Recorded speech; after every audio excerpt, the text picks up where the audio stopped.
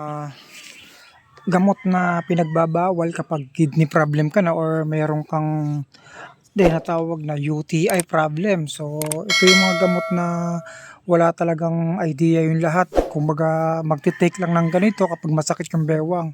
Pero kung maling-mali po talaga yung ganong ano. So, ito po kasi yung mga nakasanayan ng mga Pilipino. Kapag masakit ang ngipin or masakit yung balakang, iniinom na kagad ng pain reliever. Pero hindi nila alam kung anong reason kung bakit sumasakit yung balakang. So, ganito po guys ha. So, i-share ko sa inyo to guys. Malaking idea to guys at malaking tulong sa inyo guys na malaman nyo to guys para aware din po kayo sa pagkasira ng kidney. So, before na hindi pa ako nagda-dialysis guys at nagtatrabaho pa ako. Once na sumasakit yung bewang ko at nakakaramdam po talaga ako ng sobrang sakit na bewang. Yung pala UTI na pala siya. So, sobrang sakit. So, ang ginagawa ko guys, iniinuman ko siya ng Alaxan. So, Alaxan ng Alaxan, mawawala siya after 3 hours, after 4 hours, babalik na naman. So, paulit-ulit lang, iinuman ko na naman ng Alaxan. Pag hindi pa nga ako kontento guys, iniinuman ko pa siya ng Mefenamic. So, ang tataas, mayroong 500 mg, mayroong 150 mg, ang tataas guys. So, mawawala naman siya. Siguro, mawawala siya 4 na oras bago mawala yung kirot. Minsan mawawala siya 3 araw, babalik na naman. Pero yung pagbalik niya guys, mas malala, mas masakit. Ayun. So, bakit ko nasabi mga bawal yung ganyan guys?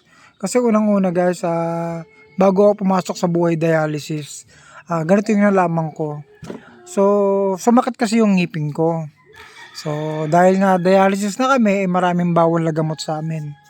So, sabi ko sa doctors ko, Dok, ano po bang magandang inumin kapag masakit ang ngipin? Sabi ko naman kasi, dati kasi iniinuman ko to ng Mefenamic kapag masakit ang ngipin ko. So, sabi sa akin ng nephrologist ko, mali daw yung idea ko. Kumbaga, masisira daw lalo yung kidney ko kung iinuman ko ng mga antibiotic, Alaxan, mga... Basta maraming, lahat ng antibiotic guys, napakasama talaga. So, sabi ko, ano po bang dapat inumin kung masakit po ang ngipin?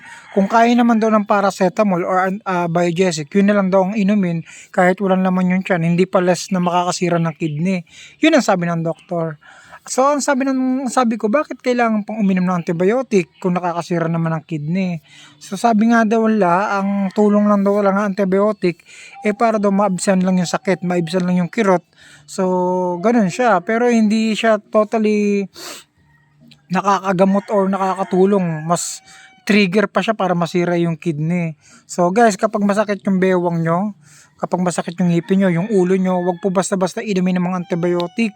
Lalo na kung sabi-sabi lang ng mga kaibigan na ganito ang inumin mo pag masakit, mas maganda po guys, i-check nyo kung anong reason kung bakit sumasakit po yung bewang at bakit po madalas yung pag-i na may kasamang pagkirot. Wag po agad-agad iinuman ng mga antibiotic kasi yan po yung number 2 na nagpasira ng aking kidney, yung pag-inom ng antibiotic na wala namang prescribe ng doktor.